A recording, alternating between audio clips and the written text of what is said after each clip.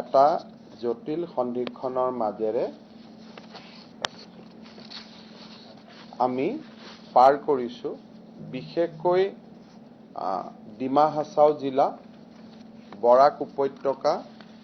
আৰু হোজাই মহকুমাত বা হোজাই জিলাত আমি বানপানী আৰু লেণ্ডশ্লাইড আৰু ইয়াৰ প্ৰভাৱ নগাঁও আৰু দৰং জিলাতো পৰিছে। আমি এটা যথেষ্ট প্ৰতিকূল পৰিৱেশৰ মাজেৰে পাৰ কৰিছোঁ। আজিৰ দিনটোত আমাৰ হাতত থকা প্ৰতিবেদন মতে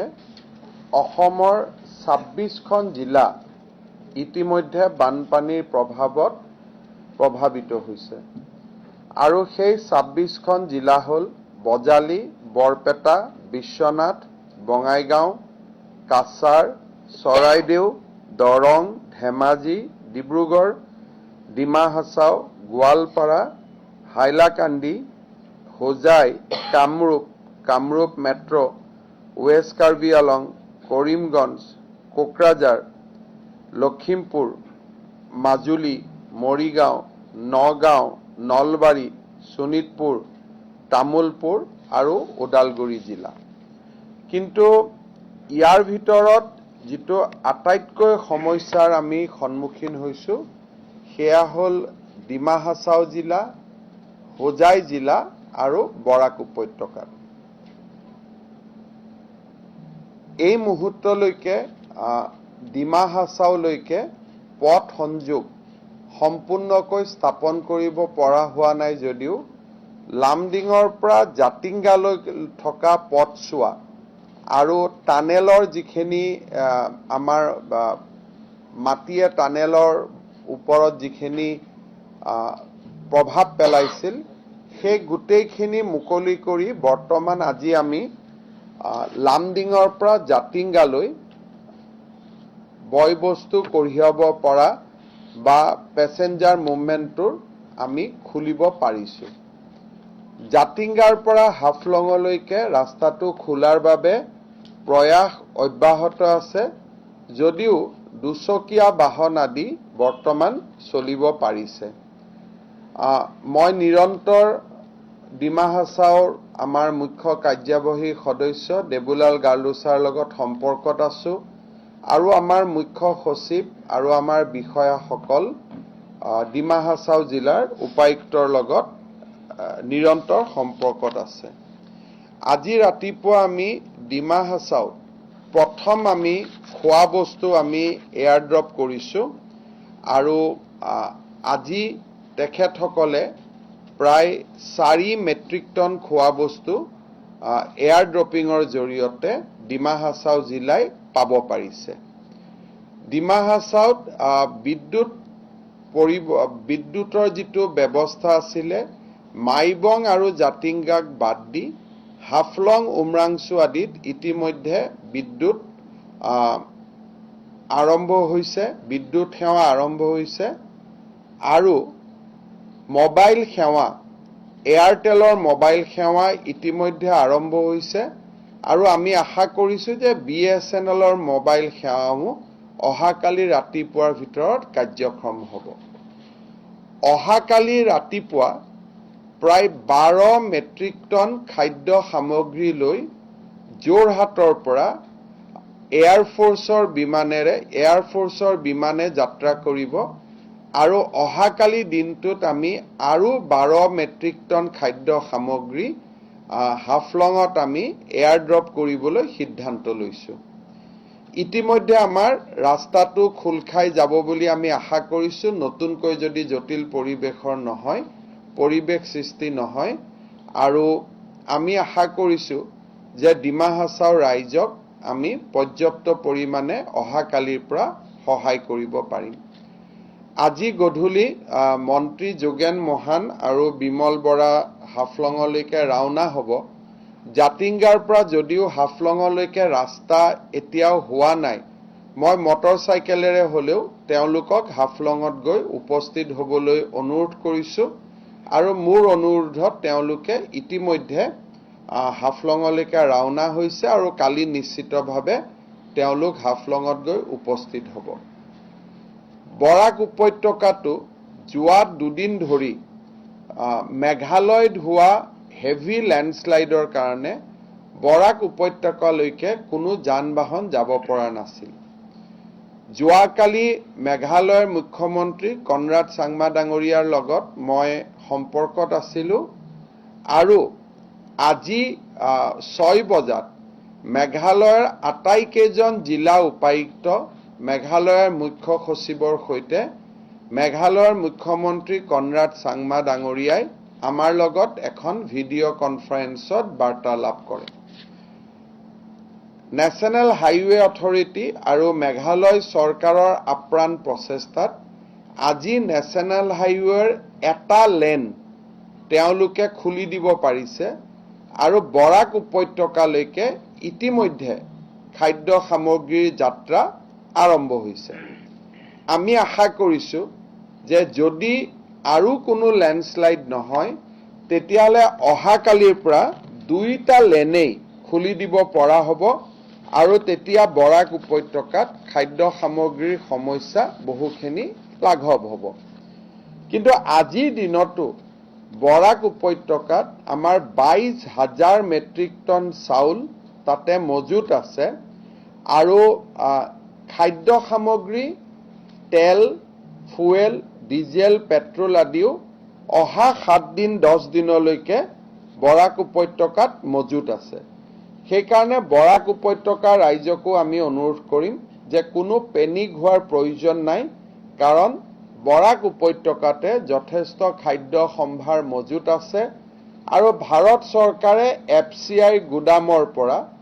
অসম চৰকাৰক পৰ্যাপ্ত পৰিমাণে খাদ্য সামগ্ৰী ল'বৰ বাবে আমাক অনুমতি দিছে।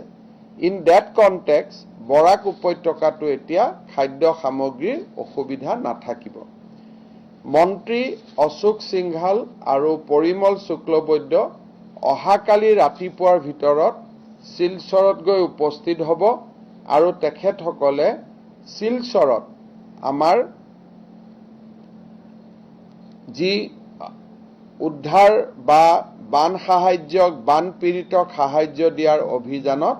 প্ৰশাসনক সহযোগিতা কৰিব। হোজাইত যি বানপানীৰ বহুখিনি মানুহক মেৰুন কৰি পেলাইছিলে বা বহুখিনি মানুহ বামলৈ আহিব পৰা নাছিলে, ভাৰতীয় সেনাবাহিনী, NDRF আৰু SDRFে যোৱাকালি আৰু আজি অত্যন্ত পাৰদৰ্শিতাৰে সৈতে কাম কৰিছে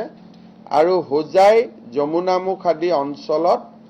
জল নিমগ্ন ৰাইজক ইতিমধ্যে নিৰাপদ স্থানলৈ লৈ অহা হৈছে।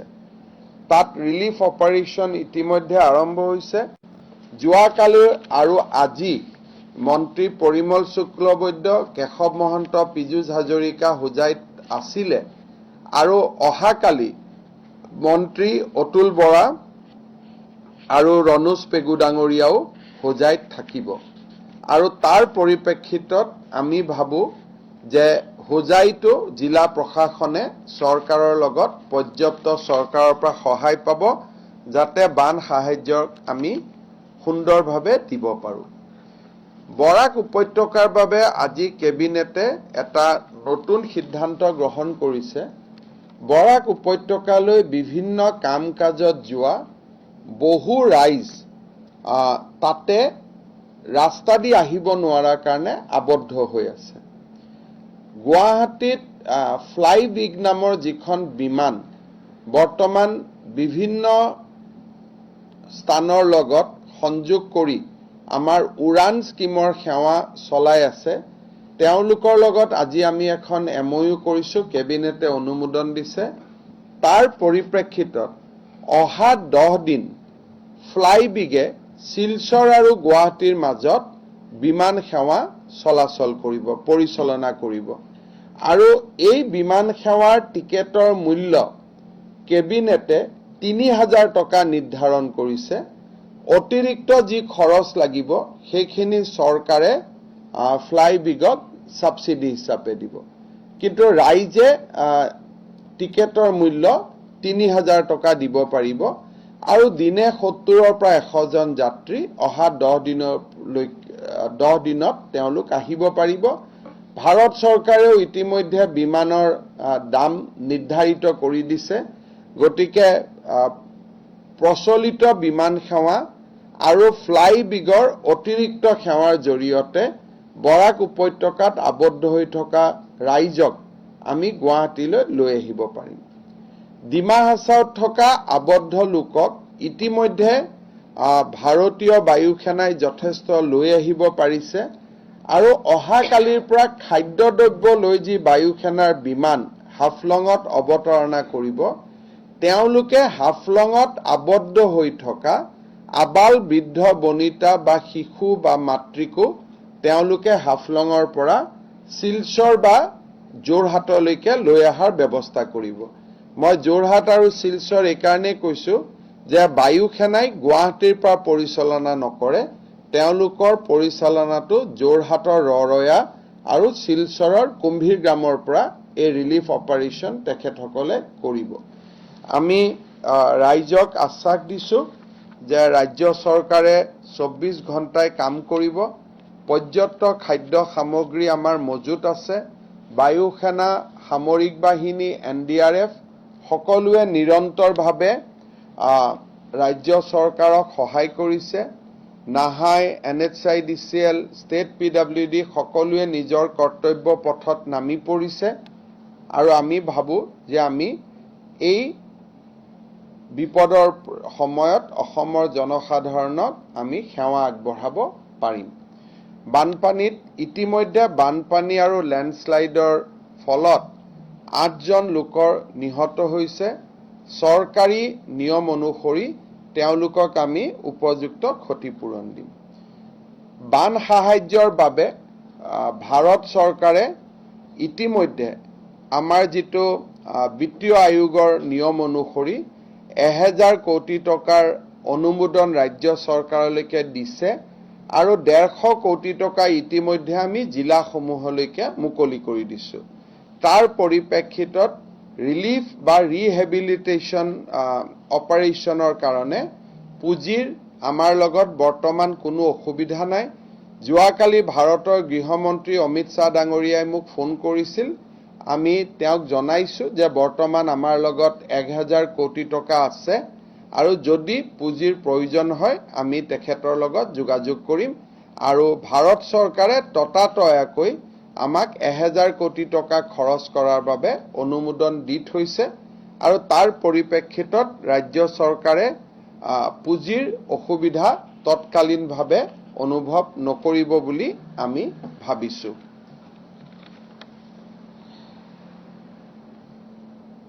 আমাৰ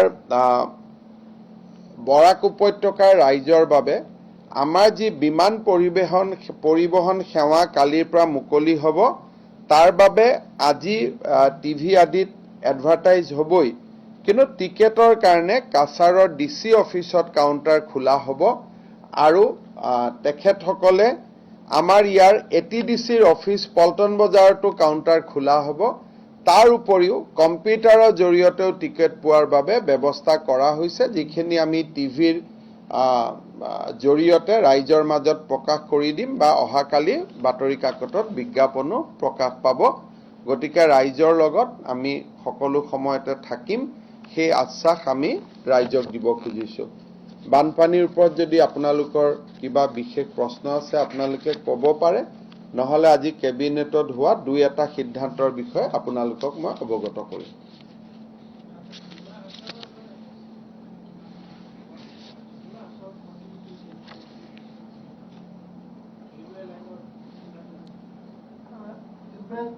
দুইটা বস্তু আছে তাতে ডিমা হাছাও প্ৰথম বস্তু হৈছে কি ৰেলৱে লাইন আৰু নেশ্যনেল হাইৱে এইটো পূৰ্ণৰূপেও যি ক্ষতিগ্ৰস্ত বিভিন্ন জেগাত হৈছে 21 লোকেশ্যন আছে য'ত ৰেলৱে লাইন আৰু হাইৱে মানে সেইটো নষ্ট হৈছে আৰু সেইটো ৰেষ্ট'ৰ কৰিবলৈ অলপ সময় লাগিব হাফলঙলৈকেতো পুৰা খুলি যাব কিন্তু তাৰপিছত মানে এইটো অলপ সময় প্ৰয়োজন হ'ব ৰেলৱে কৈছে 45 ডেজ মান লাগিব সেইটো ৰেলৱে লাইন বহাল কৰিব মানে শিলচৰৰ পৰা গুৱাহাটীলৈ ৰেল সেৱা বাহাল কৰিবলৈ যদি আৰু বৰষুণ নহয় 45 ডেজ লাগিব সেইকাৰণে মই ভাবো যে বৰ্তমান ৰেল সেৱাৰ পৰা আমি সোনকালে ৰেল সেৱা প্ৰৱৰ্তন কৰা ৰাস্তা নাথাকিব কিন্তু নেশ্যনেল হাইৱে য'ত য'ত ক্ষতিগ্ৰস্ত হৈছে সেইখিনি আমি তৎপৰতাৰে সৈতে ৰিপেয়াৰ কৰিছো বা কৰিম আৰু হাফলঙলৈকে লামডিঙৰ পৰা যোৱা ৰাস্তা আমি সোনকালে মুকলি কৰি দিব পাৰিম মই উইদিন 2 to 3 days আশা কৰিছো যদি নতুন কিবা বৰষুণ আদি নহয়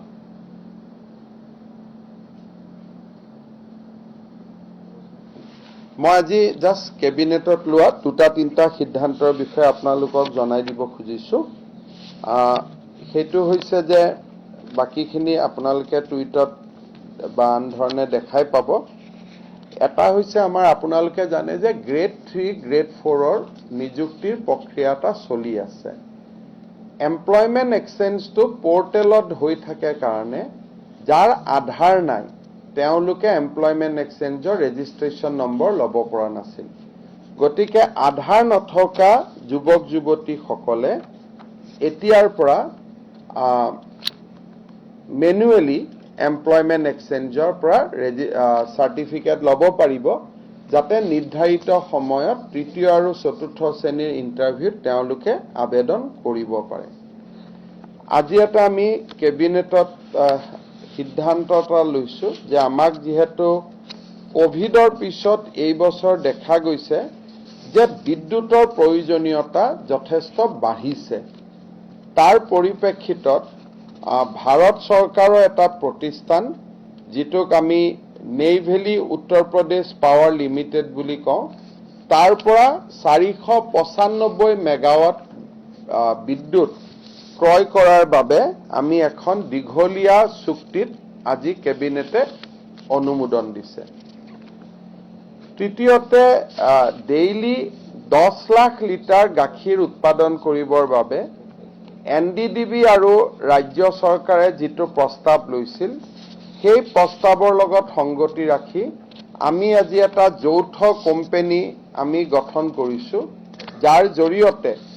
আমি এনডিডিবি আৰু আমাৰ সম অংশীদাৰিত্বৰ মাজেৰে আগবাঢ়ি গৈ আমি অসমত প্ৰতিদিনে 10 লাখ লিটাৰ দুগ্ধ উৎপাদনৰ বাবে আমি কাম কৰিম আমাৰ ৰাজ্যত নেশ্যনেল ফৰেন সায়েন্স ইউনিভাৰ্চিটি এখন খোলাৰ বাবে আজি আমি কমলপুৰত মাটিৰ আবলটন দিওঁ আপোনালোকে জানে যে তীখা কাৰখানা এটাৰ বাবে কমলপুৰত এসময়ত প্ৰস্তাৱ হৈছিল সেই মাটিতে নেশ্যনেল ফৰেনচিক ইউনিভাৰ্চিটি এখন তাতে খোলা হ'ব ৰাজ্য চৰকাৰৰ কৰ্মচাৰীসকলক মেডিকেলত যাতে মেডিকেল এক্সপেণ্ডিচাৰ ৰিইম্বাৰ্সমেন্ট কৰোতে কষ্ট পাব নালাগে তাৰ বাবে আমি ৰাজ্য চৰকাৰৰ ৰঙা ফিটাৰ মেৰপাকৰ পৰা আৰু তাৰ পৰা বাহিৰত লৈ গৈ অটল অমৃত অভিযান সোসাইটিৰ জৰিয়তে ৰাজ্য চৰকাৰৰ কৰ্মচাৰীসকলক আমি মেডিকেল ৰিইম্বাৰ্সমেন্ট ঘূৰাই দিয়াৰ এটা নতুন আঁচনিত আমি অনুমোদন জনাইছো এতিয়াৰ পৰা কোনো এমপেনেল হস্পিটালৰ কনসেপ্ট নাথাকিব ৰাজ্য চৰকাৰৰ কৰ্মচাৰীসকলে যিকোনো চৰকাৰী পঞ্জীভুক্ত হস্পিটালতে তেওঁলোকে ট্ৰিটমেন্ট কৰিব পাৰিব আৰু পোৰ্টেলৰ জৰিয়তে আবেদন কৰিলে তেওঁলোকে মেডিকেল ৰিইম্বাৰ্সমেন্ট উভতাই পাব আজি আমি অসমত ৰাজ্যপালৰ বাসভৱন বা নতুন ৰাজভৱন নিৰ্মাণৰ কাৰণে বেলিভিউ হোটেলকে ধৰি তাৰ কাষত থকা মাটি অধিগ্ৰহণৰ প্ৰস্তাৱ এটাটো আমি অনুমোদন দিছো তাৰ পৰিপ্ৰেক্ষিতত আমাৰ নতুন ৰাজভৱন এটা নিৰ্মাণৰ পথো আমাৰ প্ৰশস্ত হ'ব মূলতঃ আজি কেবিনেটত এইখিনি অতিৰিক্ত সিদ্ধান্ত আছিল আৰু অলপ পিছতে ৰাজ্য চৰকাৰৰ টুইটত আপোনালোকে গোটেইকেইটা সিদ্ধান্ত পাই যাব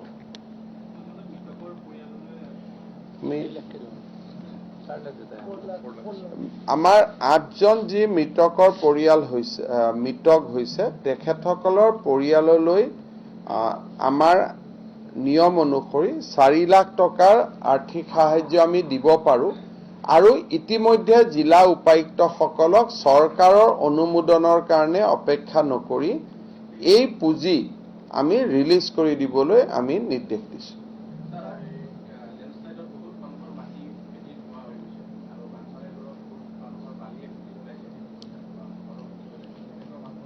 অলপ পানীটো আঁতৰি যাওক, কাৰণ এতিয়া সব জলমগ্ন হৈ থকাৰ কাৰণে কোনো এছেছমেণ্ট কৰিব নোৱাৰি। কিন্তু ঘৰ আদি পুনৰ নিৰ্মাণৰ কাৰণে বা আন ধৰণৰ সহায় কৰাৰ কাৰণে আমি ৰাজ্য চৰকাৰৰ ফালৰ পৰা ৰাইজক সকাহ দিবৰ কাৰণে নিশ্চয় সিদ্ধান্ত ল'ম। কিন্তু যিহেতু মাত্ৰ 3 দিন হৈছে আৰু এতিয়াও জলমগ্ন হৈয়ে আছে, সেইকাৰণে আমি 2-4টা দিন অপেক্ষা কৰোঁ। এতিয়া আমি মেইনলি ৰিলিফ অপাৰেশ্যনৰ ওপৰত গুৰুত্ব দিছোঁ। FCIয়ে পৰ্যাপ্ত পৰিমাণৰ চাউল আদি ৰিলিফৰ কাৰণে ল'বৰ কাৰণে আমাক অনুমোদন দিছে। আমি জিলা উপায়ুক্তসকলক ইতিমধ্যে নিৰ্দেশ দিছোঁ যে কাৰো কাৰণে অপেক্ষা নকৰি তেওঁলোকে যাতে তৎকালীন ৰিলিফ আৰু ৰিহেবিলিটেশ্যনৰ ব্যৱস্থা গ্ৰহণ কৰে। কোনটো? নেইভেলি উত্তৰ প্ৰদেশ বিজুলী নিগম বুলি এটা কৰ্পৰেশ্যন আছে। এতিয়া ৰাজ্য চৰকাৰে লং টাৰ্ম বেচিছত তেওঁলোকৰ পৰা 495 মেগাৱাট বিজুলী ক্ৰয় কৰিব, আৰু এইটো এটা ভাৰত চৰকাৰৰ প্ৰতিষ্ঠান।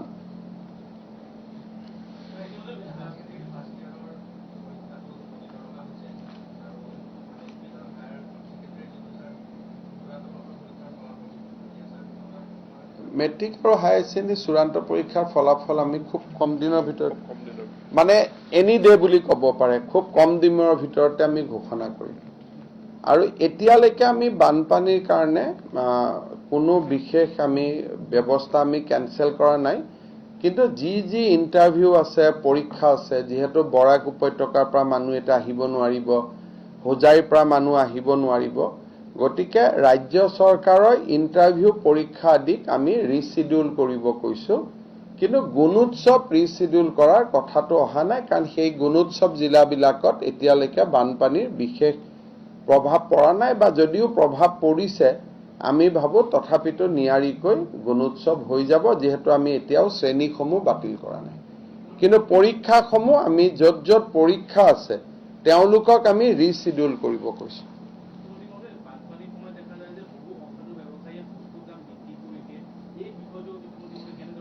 সেইকাৰণে হয় কি, যেতিয়া ছাপ্লাইটো কমি যায় তেতিয়া তেওঁলোকে এইবোৰ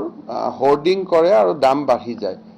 সেইকাৰণে আমি সিদ্ধান্ত লৈছোঁ, ছাপোজ বৰাক উপত্যকাত যেতিয়া যদি তেলৰ নাটনি হয়, এয়াৰফ'ৰ্চৰ লগত আমি কথা পাতি থৈছোঁ যে লগে লগে আমি 4,000 লিটাৰকৈ ফুৱেল আমি এয়াৰ ড্ৰপ কৰি দিম, যাতে আমি কৃত্ৰিম নাটনি আমি হ'ব নিদিওঁ। ঠিক তেনেকৈ হাফলঙতো কৃত্ৰিম নাটনি কৰাৰ এটা সংকেত পোৱাৰ লগে লগে আজি আমি খাদ্যদ্ৰব্য এয়াৰ ড্ৰপ কৰিছোঁ। অহাকালিও খাদ্যদ্ৰব্য আমাৰ এয়াৰ ড্ৰপ হ'ব, পৰহিও এয়াৰ ড্ৰপ হ'ব। গতিকে বজাৰত যাতে নাটনিৰ সৃষ্টি নহয় তাৰ কাৰণে আমি ইতিমধ্যে পৰ্যাপ্ত ব্যৱস্থা গ্ৰহণ কৰিছোঁ।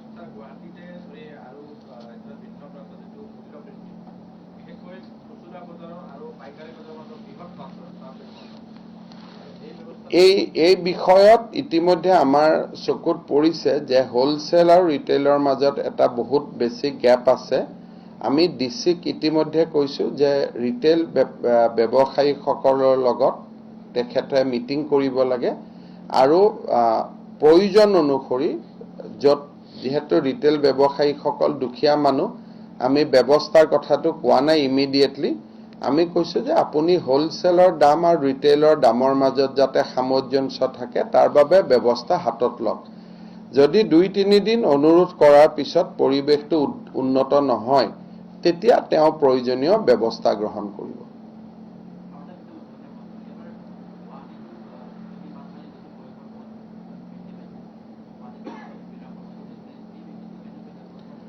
গুৱাহাটীত কৃত্ৰিম বানপানী বুলি ক'লে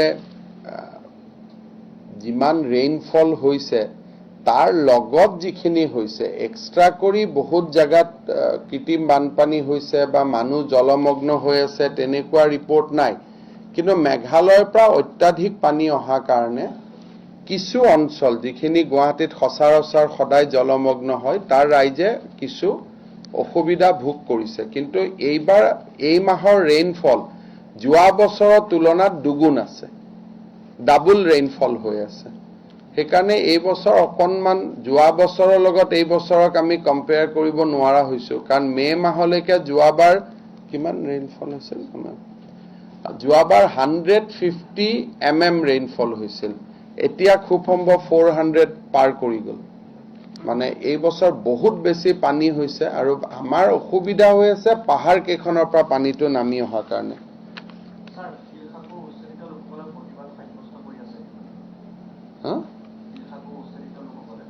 চাওক, ক'ৰবাত যদি মানুহক উচ্ছেদিত কৰা হয় তেতিয়াহ'লে প্ৰতিবাদটোতো কৰিবই, তেওঁলোকৰ মৰ্ম বেদনাও আমি বুজিব লাগিব। কিন্তু এট দ্য ছেম টাইম গুৱাহাটীবাসীৰ মৰ্ম বেদনাও বুজিব লাগিব যে পানীখিনি তাতেই যাব লাগিব। সেইকাৰণে তেওঁলোকক বেলেগ জেগাত মাটি লাগিলে আমি ভূমিৰ আবলটন কৰি দিব পাৰিম, ক্ষতিপূৰণো দিব পাৰিম, কিন্তু শিলখাকুৰ কাষত থাকিলে সমগ্ৰ মহানগৰখনে চাফাৰ কৰিব।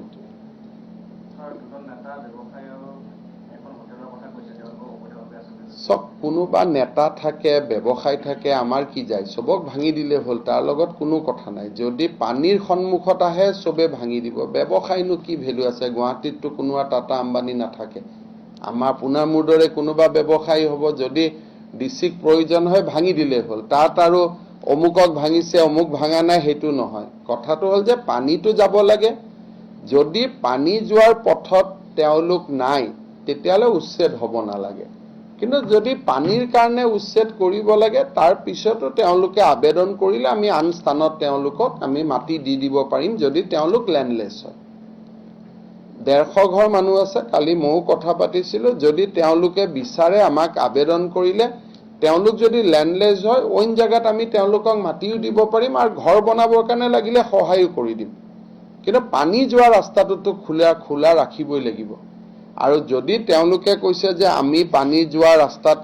আমি নপৰোঁ, তেতিয়া কথাটো বেলেগ, তেতিয়াতো এভিকশ্যন কৰা কোনো মিনিং নাই। সেইকাৰণে বিষয়টো চাই পেলাই যিমানটো প্ৰয়োজন হয় সিমানে উচ্ছেদ কৰিব লাগিব। আৰু উচ্ছেদ কিয় কৰিব লাগে, মইতো ৰাইজক অনুৰোধ কৰিছোঁ আপোনালোক নিজে উঠি দিয়ক, ক'ত মাটি লাগে মই মাটি কৰি দিম, ক্ষতিপূৰণ লাগে মই ক্ষতিপূৰণ কৰি দিম। আৰু কোনোবা যদি হোটেলো যদি পানী যোৱা ৰাস্তাত আছে হোটেলটোও ভাঙি দিব লাগে, সেইটোৰ লগত কোনো কথা নাই। কিন্তু হোটেলটো আছে বুলি মই বহি থাকিব নালাগে, যেনেকে আপুনি হেলমেট নিপিন্ধে কাৰণে মই কিয় হেলমেট পিন্ধিম, সেইটো হ'ব নালাগে। নিজৰ দায়িত্বটো নিজে পালন কৰি ল'ব লাগে। হ'ব।